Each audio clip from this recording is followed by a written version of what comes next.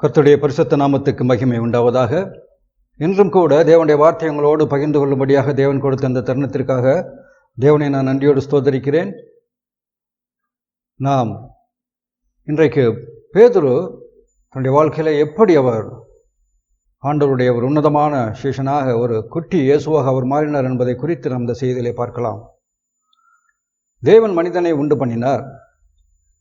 மனிதனுக்குள்ளாக அவனுடைய இருதயத்தை தேவன் உண்டு பண்ணினார். எனவே அந்த இருதயத்தில் மனிதன் இருளாகவும் இருக்கும் வேலை,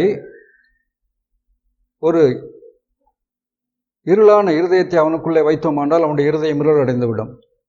ஒரு பிரகாசமான விஷயத்தை அவனுடைய இருதயத்துக்குள்ளே வைத்தோமானால் அவனுடைய இருதயம் பிரகாசமாக இருக்கும். கிறிஸ்துவே தம்முடைய மனிதனின் இருதயத்திலே கிறிஸ்துவின் இருதயம் அங்கே வைக்கப்பட்டால் அவன் கிறிஸ்துவின் சிந்தனை உள்ளவனாக மாறுவான். கிறிஸ்து மனிதனின் இருதயம் கிறிஸ்துவின் இருதயத்தோடு ஒன்றாகும் பொழுது அங்கே அவன் கிறிஸ்துவின் சமாதானம், அந்த சந்தோஷம், இந்த காரியங்களை அவன் கிறிஸ்துவில் இருக்கிற காரியங்களை அவனால் பெற்றுக்கொள்ள முடியும். அன்பானவர்களே, இன்றைக்கு செய்திக்கு ஆதாரமாக நாம் எடுத்துக்கொண்ட வேத பகுதி அப்போஸ்தலர் 3ஆம் அதிகாரம் 1ஆம் வசனத்திலிருந்து 10வது வசனம் வரை நான் படிக்கிறேன். அப்போஸ்தலர் 3ஆம் அதிகாரம் 1ஆம் வசனம் முதல் 10வது வசனம் உடைய. ஜெப வேலையாகிய 9ஆம் மணி நேரத்திலே பேதுருவும் யோவானும் தேவாலயத்துக்கு போனார்கள். அப்பொழுது தன் தாயின் வயிற்றிலிருந்து சப்பானியாய் பிறந்த ஒரு மனுஷனை சுமந்து கொண்டு வந்தார்கள். தேவாலயத்திலே பிரவேசிக்கிறவர்களினிடத்தில் பிச்சை கேட்கும்படி நாடோறும் அவனை அலங்கார வாசல் எண்ணப்பட்ட தேவாலய வாசல் அண்டையிலே வைப்பார்கள். தேவாலயத்திலே பிரவேசிக்க போகிற பேதுருவையும் யோவானையும் அவன் கண்டு பிச்சை கேட்டான். பேதுருவும் யோவானும் அவனை உற்று பார்த்து, எங்களை நோக்கி பார் என்றார்கள். அவன் அவர்களிடத்தில் ஏதாகிலும் கிடைக்கும் என்று எண்ணி அவர்களை நோக்கி பார்த்தான். அப்பொழுது பேதுரு, வெள்ளியும் பொன்னும் என்னிடத்தில் இல்லை, என்னிடத்தில் உள்ளதை உனக்கு தருகிறேன். நசரேயனாகிய இயேசு கிறிஸ்துவின் நாமத்தினாலே நீ எழுந்து நட என்று சொல்லி வலது கையினால் அவனை பிடித்து தூக்கிவிட்டான்.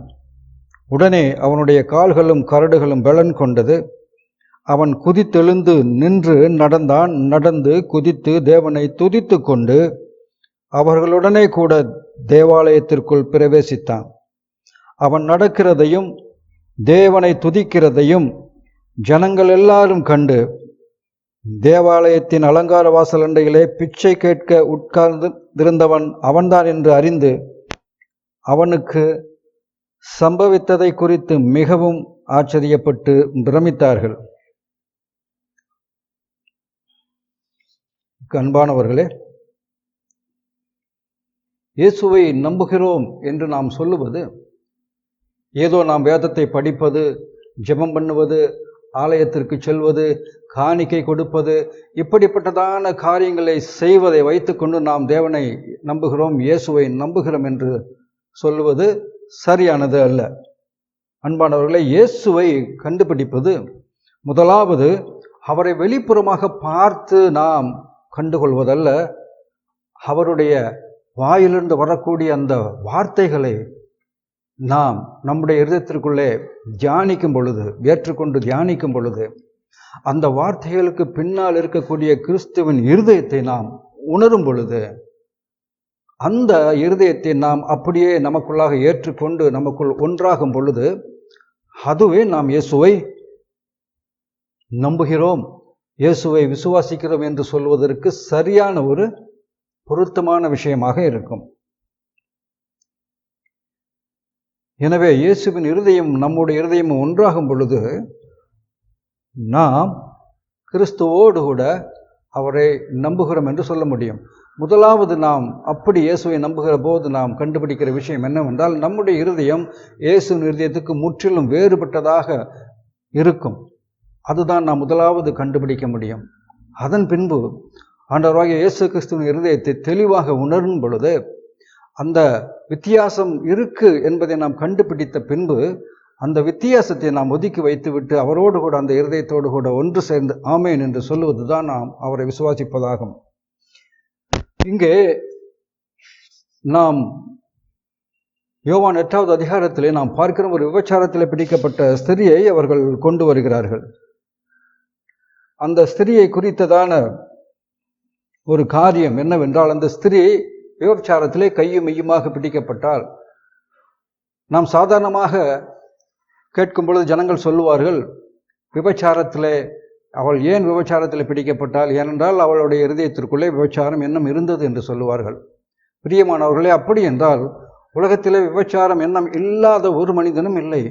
அப்படி என்றால் எல்லோருமே விபச்சாரத்திலே பிடிக்கப்பட வேண்டும், விபச்சார பாவத்தை அவர்கள் செய்திருக்க வேண்டும். எனவே விபச்சார எண்ணம் இருக்கிறது என்பதனாலே எல்லாரும் அந்த விபச்சாரத்தை செய்வதில்லை. ஏன் செய்கிறார்கள் தெரியுமா?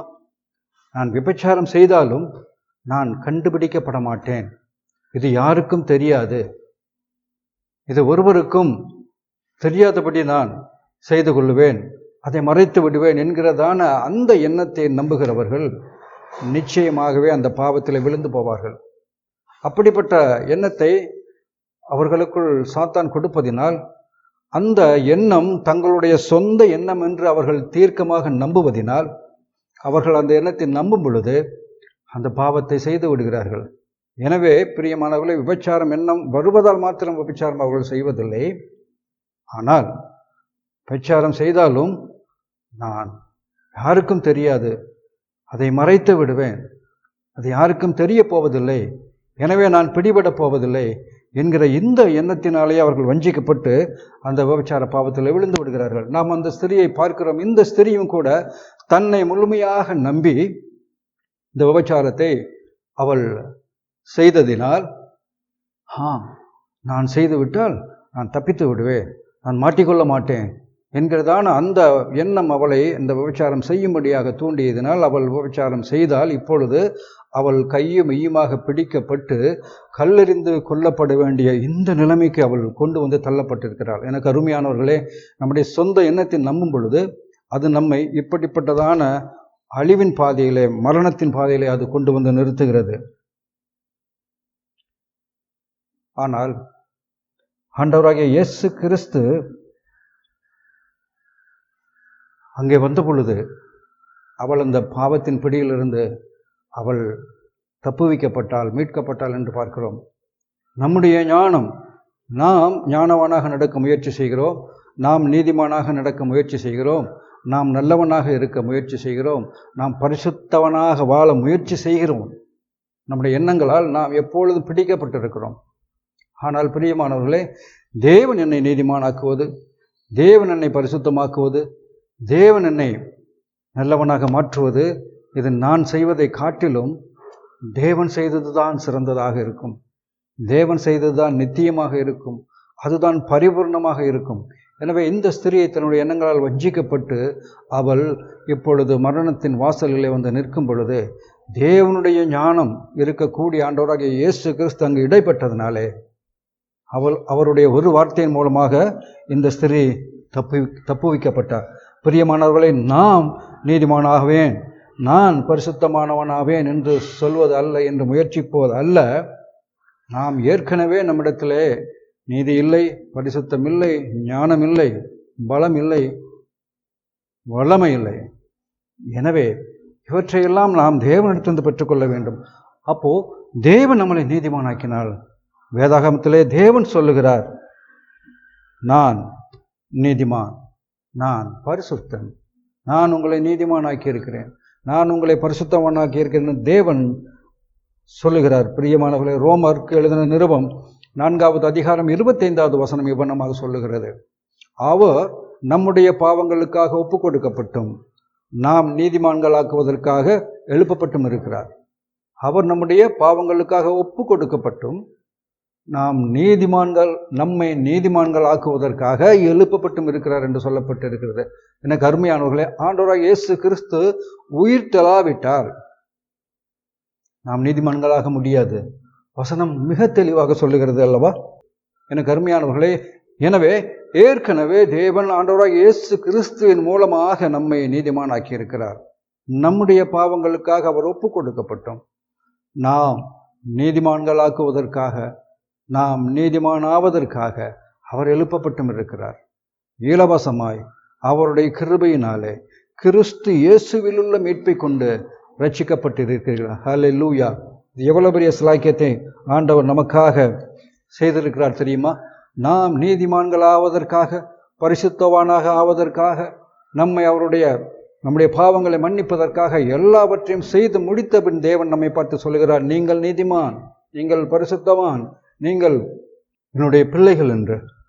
எனக்கு அன்பானவர்களே, இன்னும் நாம் தொடர்ந்து வேதத்தை பார்க்கும் பொழுது இங்கே எபிரெயர் மற்றும் லேவியராகமத்திலே கிறிஸ்துவின் மரணத்தின் மூலமாக நாம் எவண்ணமாக மாற்றப்பட்டிருக்கிறோம், எவண்ணமாக ஆக்கப்பட்டிருக்கிறோம், எவண்ணமாக நாம் தேவனுடைய கிருபையை பெற்றிருக்கிறோம் என்பதை குறித்து எபிரெயருக்கு எழுதின நிருபம் 9ஆம் அதிகாரம் 11 மற்றும் 12வது வசனத்தை நான் படிக்கிறேன். எபிரெயர் 9ஆம் அதிகாரம் 11 மற்றும் 12வது வசனத்தை நாம் பார்க்கலாம்.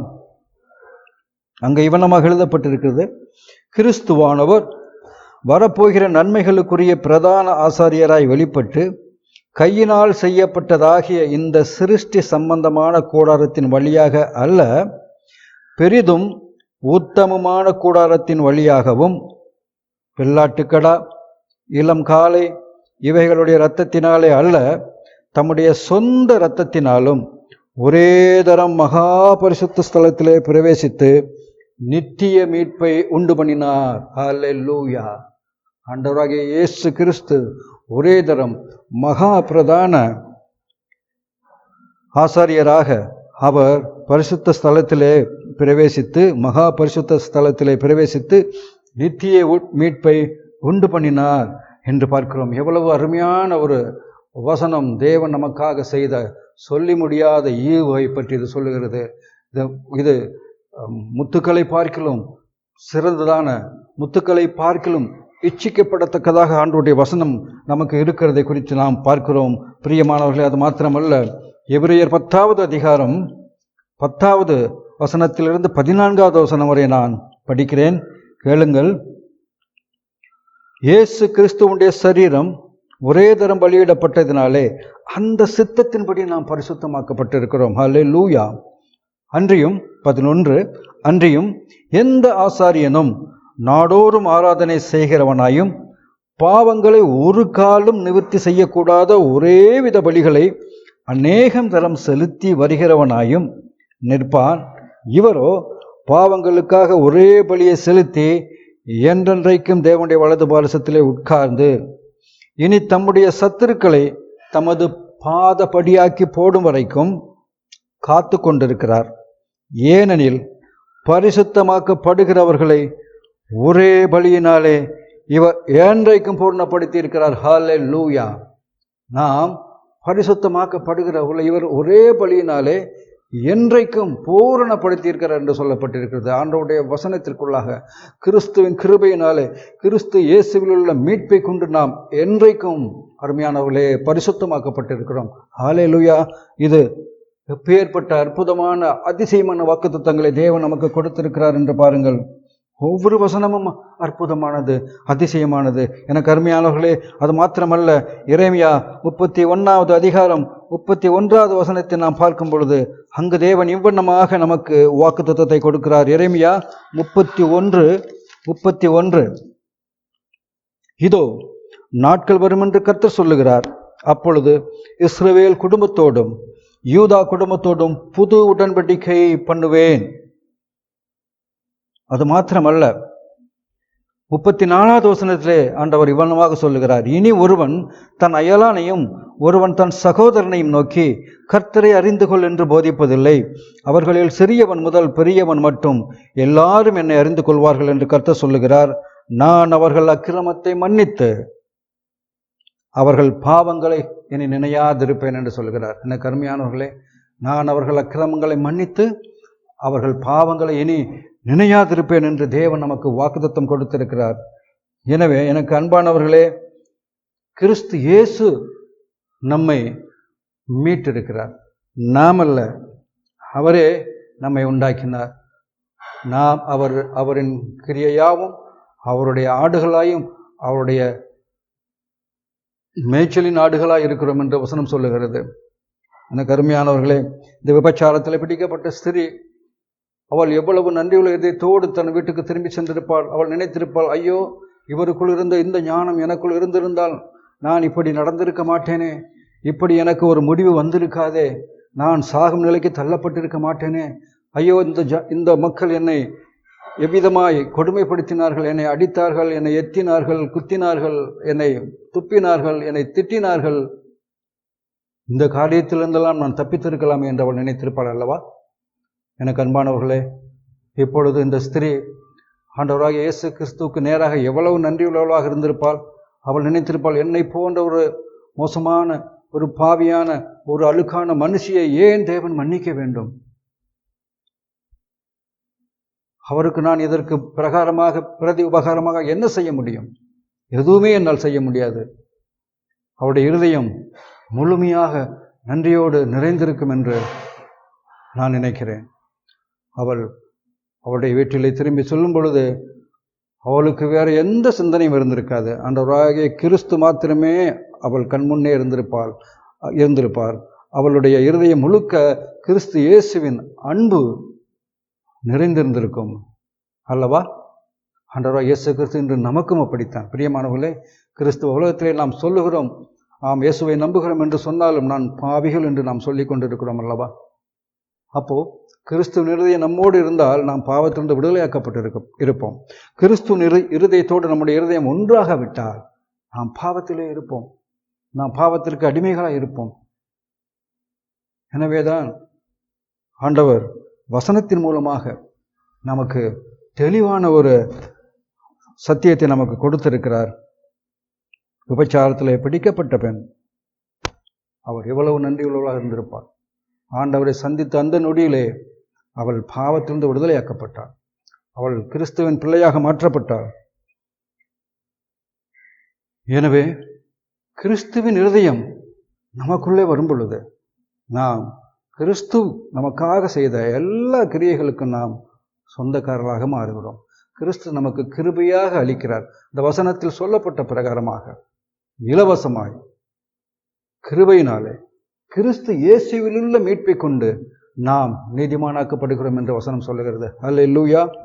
இப்பொழுது இந்த பேதுரு யோவான் 21ஆம் அதிகாரத்திலே கடைசி அதிகாரத்தில் இருக்கிற பேதுருவை நாம் பார்க்கும் பொழுது, இயேசு கிறிஸ்துவை கெத்செமனே தோட்டத்திலே ரோம போர்ச்சியவர்களோடு யூதாஸ்காரியோத்து வந்து காட்டி கொடுத்த போது பேதுரு அங்கே இருந்தான். அன்று ஆண்டவராகிய இயேசு கிறிஸ்து அதுக்கு முன்பதாக மேல் வீட்டறையிலே சீஷர்களோடு உரையாடி கொண்டிருந்த பொழுது அவர் சொன்னார், நான் பாவிகள் கையிலே ஒப்புக் கொடுக்க போகிறேன், நீங்களெல்லாம் என்னை விட்டு போய்விடுவீர்கள் என்று அவர் சொன்ன பொழுது பேதுரு சொன்ன வார்த்தை என்ன? ஆண்டவரை, உம்மோடு மறிக்க வேண்டியதா இருந்தாலும் நான் உம்மை விட்டு போக மாட்டேன். உடனே ஆண்டவர் சொன்னார் அவனை பார்த்து, இன்று சேவல் கூவுகிறதுக்கு முன்பே என்னை நீ 3 தரம் மறுதலிப்பாய். அப்பொழுதும் கூட பேதுரு தன் சொன்ன அந்த வார்த்தையை அவன் ஒரு முறை மறுபடியும் சீர்தூக்கி பார்க்கவில்லை. ஆண்டவர் சொன்ன பிரகாரமாக பேதுரு அந்த ஒரு சிறுமியிடத்திலே ஆண்டவரை மறுதலித்தான். அப்பொழுது அங்கே தீ மூட்டி கொண்டு இருந்தார்கள். அந்த வேளையிலே அந்த ஜனங்கள் அவனை பார்த்து, அந்த யூதர்கள் அவனை பார்த்து, நீயும் இயேசுவோடு கூட இருந்தவன் அல்லவா என்று கேட்ட பொழுது, நான் இல்லை, நான் அவனில்லை என்று அவன் மறுதலித்தான். மூன்றாவதாக அந்த பிரதான ஆசாரியனோட வேலைக்காரன் அந்த அரண்மனையிலே அவனை பார்த்து, நீயும் இயேசுவோடு கூட இருந்தவன் அல்லவா என்று சொன்ன பொழுது, நான் இல்லை என்று அவன் மறுதலித்தான். அப்பொழுது சேவல் கூவிற்று. சேவல் கூவின உடனே பேதுரு நினைவு கூர்ந்தான் இயேசு சொன்ன வார்த்தையை.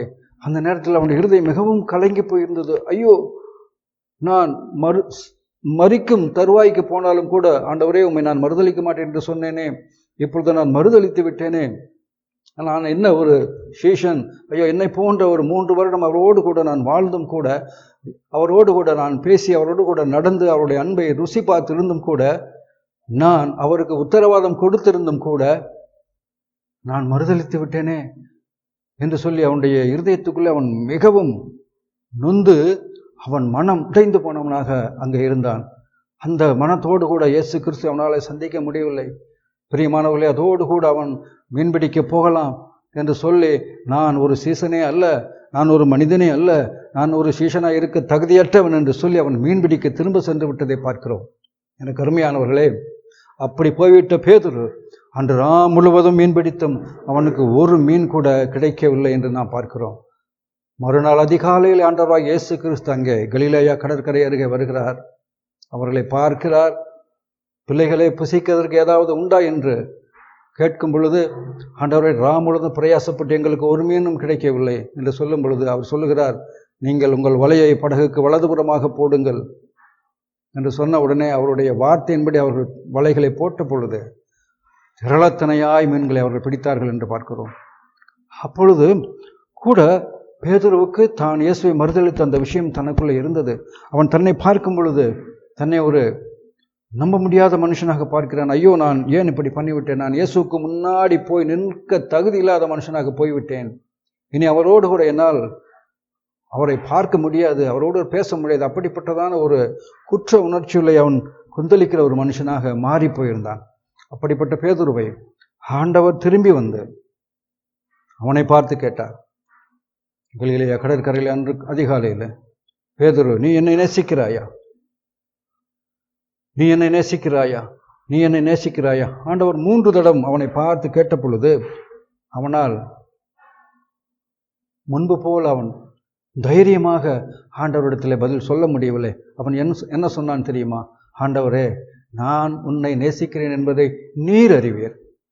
ஆண்டவரே, நான் உம்மை நேசிக்கிறேன் என்பதை நீர் அறிவீர். ஆண்டவரே, நான் உம்மை நேசிக்கிறேன் என்பதை நீர் அறிவீர் என்று 3 தரம் ஆண்டவர் கேட்ட கேள்விக்கு 3 தரமும் அவன் அவ்வாறே பதில் சொல்லியிருந்தான். பிரியமானவர்களே, உண்மையிலே பேதுருவுடைய இருதயத்திலே ஆண்டவரை அவன் நேசித்தான். ஆனாலும் அந்த சூழ்நிலையிலே அவன் உயிருக்கு பயந்தபடியினாலே, அவருடைய மாம்ச பலகீனத்தினாலே அவன் அவரை மறுதளித்தான். ஆனால் அவரை நேசிக்கிற இருதயம் அவனுக்குள்ளே இருந்தது என்பது உண்மைதான். ஆனால் இப்பொழுது மறுபடியும் அவன் தன்னை பார்க்கும் பொழுது தனக்குள்ள எந்த நம்பிக்கையும் இல்லை. நான் இனி ஒரு சீஷனாக இருக்க முடியாது, நான் ஒரு சீஷனுக்கு லாயக்கற்ற மனுஷன் என்று சொல்லுகிற வேளையிலே கிறிஸ்து இயேசு அங்கே திரும்பி வந்து அவனுடைய இருதயத்தில் இருக்கிற அந்த தன் இருதயத்துக்குள்ளே இருக்கிற அன்பை அவன் மேல் வைத்து அந்த இருதயத்தை அவர் அனல் மூட்டி விடுகிறார். அந்த அன்பை அவர் மீண்டுமாக எழும்ப செய்கிறார். இது கிறிஸ்துவின் கிரியை. எனவே இயேசு கிறிஸ்து அவனை பார்த்து சொல்லுகிறார், இப்பொழுது நீ என் ஆடுகளை மேய்ப்பாயாக, என் ஆடுகளை மேய்ப்பாயாக என்று. எனக்கு பிரியமானவர்களே, தேவன் நம்மை கிறிஸ்து இயேசுவை நமக்காக சிலுவையிலே மரிக்க கொடுத்து நம்முடைய பாவங்களுக்காக பரிகாரத்தை எல்லாம் அவர் செய்து முடித்து விட்டபடியால் தேவன் நம்மை பார்த்து சொல்லுகிறார், நீங்கள் நீதிமான், நீங்கள் பரிசுத்தமாக்கப்பட்டீர்கள், நீங்கள் நீதிமானாக்கப்பட்டீர்கள், நீங்கள் பாவத்திலிருந்து விடுவிக்கப்பட்டீர்கள் என்று சொல்லும் பொழுது நம்மை பார்க்கும் பொழுது நம்மால் அதை ஏற்றுக்கொள்ள முடியவில்லை. எனக்கு அன்பானவர்களே, எப்படி ஆண்டவராகிய இயேசு கிறிஸ்து பேதுருவை தேடி வந்து அங்கே பேதுருடைய இருதயத்தை தன் பக்கமாக திருப்பினார். அவன் பக்கமாக திரும்பி இருந்த தான் செய்த குற்றத்தின் நினைவுகளின் நிமித்தமாக அவன் பக்கமாக திரும்பி இருந்த அந்த பேதுருவின் இருதயத்தை அவர் தன் பக்கமாக திருப்பினார் என்று பார்க்கிறோம். இன்றைக்கும் கூட பிரியமானவர்களே, அப்பொழுதுதான் நமக்கும் கூட அதே மாதிரி தான். நாம் நம்முடைய பாவங்கள், நம்முடைய காரியங்கள், நம்முடைய கிரியைகளை பார்க்கும் பொழுது நமக்கு நம்பிக்கை இல்லை. ஆனால் கிறிஸ்து தம்முடைய வார்த்தையின் மூலமாக நம்மிடத்தில் வந்து அவருடைய வார்த்தையை நம்முடைய இருதயத்தில் வைக்கிறார். அவருடைய அன்பை நம்முடைய இருதயத்தில் பதிக்கிறார். நம்முடைய இருதயத்தை அவர் பாலாக அவர் திருப்புகிறார். பிரியமானவர்களே, அல்லேலூயா! இது ஒரு ஆச்சரியமான விஷயம். நாம் பார்க்கிறோம், இங்கே ஆரம்பத்தில் நாம் படித்த அந்த அப்போஸ்தலர் 3ஆம் அதிகாரம் 1ஆம் வசனம் முதல் 10வது வசனம் முடிய பார்க்கிறோம். இயேசுவுக்கு நான் இனி சீசனாக இருக்க லாயக்கற்ற மனிதன் என்று சொல்லி மீன்பிடிக்க திரும்பி சென்ற அந்த பேதுரு இங்கே முற்றிலும் மாறிய பேதுருவை நாம் பார்க்கிறோம். அப்போஸ்தலர் 3ஆம் அதிகாரம் 1 முதல் 10வது வசனத்திலே அங்கே அவர்கள் தேவாலயத்துக்கு போய் கொண்டிருக்கிறார்கள், யோவானும் பேதுருவும். அப்பொழுது அங்கே ஒரு சப்பானி உட்கார்ந்திருக்கிறான். அந்த சப்பானி இவர்கள் ஏதாவது தனக்கு கொடுப்பார்கள் என்று எதிர்பார்க்கிற வேளையிலே அவர்களை பார்த்து பேதுரு சொல்லுகிறான், என்னிடத்தில் வெள்ளியும் பொன்னும் இல்லை, என்னிடத்தில் இருக்கிறதை நான் உனக்கு தருகிறேன், நசரேயனாகிய இயேசுவின் நாமத்தில் எழுந்து நட என்று சொல்லி அவனுடைய வலதுகரத்தை பிடித்து தூக்கி விட்ட பொழுது அவன் எழுந்து குதித்து நடந்து தேவனை துதித்தான் என்று பார்க்கிறோம். பிரியமானவர்களே, இது யார் செய்தது? யோவான் 21வது அதிகாரத்தில் இருந்த பேதுரு, இந்த அப்போஸ்தலர் 3ஆம் அதிகாரத்தில் இருக்கிற பேதுருவும் முற்றிலும் வித்தியாசமானவர்கள். அங்கே இருந்த பேதுரு தன்னை நம்பின ஒரு மனுஷனாக இருந்தான். தேவனை நம்பாத, கிறிஸ்துவை நம்பாத, கிறிஸ்துவின் வார்த்தையை நம்பாத ஒரு மனுஷனாக இருந்தான். ஆனால் இப்பொழுதோ கிறிஸ்துவை தன்னுடைய இருதயத்துக்குள்ள ஏற்றுக்கொண்ட ஒரு சீஷனாக, ஏற்றுக்கொண்ட ஒரு மனிதனாக மாறிய பொழுது அவன் கிறிஸ்துவாகவே மாறினான். யார் அவனை சுகப்படுத்தியது? நீண்ட நெடுங்காலமாக சப்பானியாக இருந்த மனுஷன், அவனை பிறவி சப்பானியாக இருந்த மனுஷனை எப்படி குணப்படுத்த முடியும்? பேதுரு தன்னுடைய இருதயத்தை கிறிஸ்துவோடு இருதயத்தோடு ஒன்றாக்கின பொழுது அவன் ஒரு குட்டி இயேசுவாக அவன் மாறினான் என்று பார்க்கிறோம். பிரியமானவர்கள், அப்போஸ்தலனாகிய பவுல் சொல்லுகிறார் கலாத்தியர் 2:20, நான் கிறிஸ்துவுடனே கூட சிலுவையில் அறையப்பட்டேன், இனி நான் அல்ல, கிறிஸ்துவே என்னில் வாழ்கிறார் என்று சொல்லுகிறார். எனக்கு அன்பானவர்களே, பேதுருடைய இருதயம் எப்படி இயேசுடைய இருதயத்துக்கு ஒன்றான பொழுது அவன் இந்த சப்பானியை எலும்ப செய்ததோ, அப்படியே நாமும் கூட ஆண்டவருடைய வார்த்தையை விசுவாசிக்கும் பொழுது, அவர் நம்மை நீதிமானாக்கின காரியத்தை நாம் விசுவாசிக்கும் பொழுது நாமும் அவருக்கு உகந்த ஊழியக்காரர்களாக மாற முடியும். நம்மால் அல்ல, அவர் நம்மை தகுதிப்படுத்துவதால். அல்லேலூயா. இதுதான் பிரியமானவர்களே ஆண்டவருடைய கிறிஸ்துவின் அன்பு. இங்கே நாம் பார்க்கிறோம், அவன் சொல்லுகிறான் அந்த சப்பானி எழுந்ததற்கு என்ன காரணம் என்று. அந்த சப்பானி எழுந்ததற்கு பேதுருகிட்ட இருந்து எந்த ஒரு வல்லமையும் எந்த ஒரு எதுவுமே இல்லை. பிரியமானவர்களே, பேதுரு தன் அறிக்கையை மிக தெளிவாக சொல்லுகிறார். இது என்னுடைய சுய சக்தியினாலாவது சுய பக்தியினாலாவது உண்டானது அல்ல. நீங்கள் அறிந்திருக்கிற, நீங்கள் கொலை செய்ய ஒப்பு கொடுத்த ஜீவாதிபதியாகிய நசரேயனாகிய இயேசு கிறிஸ்துவின் நாமமே இவனுக்கு இந்த பலத்தை, சர்வாங்க சுகத்தையும் இந்த பலத்தையும் கொடுத்தது என்று அங்கே சொல்லப்பட்டிருக்கிறது. எனக்கு அன்பானவர்களே, பேதுரு தன்னுடைய இருதயத்தை கிறிஸ்துவின் இருதயத்தோடு ஒன்றாக்கின பொழுது அவருக்கு மிக சிறந்த ஊழியக்காரராய் சுவிசேஷ பிரசங்கியாக மாறினதை நாம் பார்க்கிறோம். ஒரு சின்ன குட்டி இயேசுவாக மாறினார். பிரியமானவர்களே, நாமும் கூட இன்றைக்கு நம்முடைய இருதயம் ஆண்டவருடைய வார்த்தைக்கு நேராக, கிறிஸ்துவின் இருதயத்துக்கு நேராக இணையும் பொழுது, ஒன்றாகும் பொழுது நம் மூலமாகவும் தேவன் கிரியை செய்வார், கிறிஸ்து கிரியை செய்வார். அதில் எவ்வித சந்தேகமும் இல்லை. எனவே பேதுரு ஒரு குட்டி இயேசுவாக மாறியது கிறிஸ்துவின் கிரியை, அது தேவனின் கிரியை. சுயபக்தியிலோ அல்லது எங்களுடைய சுய சக்தியிலோ இது ஆனது அல்ல என்று சொல்லுகிறார். நசரேயனாகிய இயேசுவின் நாமம், அவருடைய கிருபையின் ஐஸ்வர்யமே இவனுக்கு சுகத்தை கொடுத்தது, பலத்தை கொடுத்தது என்று பார்க்கிறோம். அன்பானவர்களே, நாம் நம்முடைய எண்ணங்களை நம்ப வேண்டாம். ஆண்டவராகிய இயேசு கிறிஸ்து நமக்காக சிலுவைகளை செய்து முடித்த சிலுவை பாடுகளின் மரணம், அடக்கம், உயிர்த்தெழுதல் நம்மை நீதிமான் ஆக்கி இருக்கிறது. இந்த வார்த்தை மாத்திரம் நாம் நம்பும் பொழுதுதான் நம்முடைய இருதயம் இயேசுவோடு இருதயத்தோடு ஒன்றாகிறது. பிரியமானவர்களே, நீங்கள் அவனமே நாம் நடக்கும் பொழுது நம்முடைய வாழ்க்கை ஒரு அழகான வாழ்க்கையாக, ஒரு ஆசீர்வதிக்கப்பட்ட வாழ்க்கையாக, கிறிஸ்துவுக்குள் ஒரு அற்புதமான வாழ்க்கையாக மாறும் என்பதில் சந்தேகமில்லை. நாமும் பலருக்கு ஆசீர்வாதமாக மாற முடியும். செய்தியை நான் இங்கு நிறைவு செய்கிறேன். அடுத்த செய்தியிலே உங்களை சந்திக்கும் வரை தேவன் தாமே நம் அனைவரோடும் கூட இருப்பாராக. ஆமேன். நன்றி.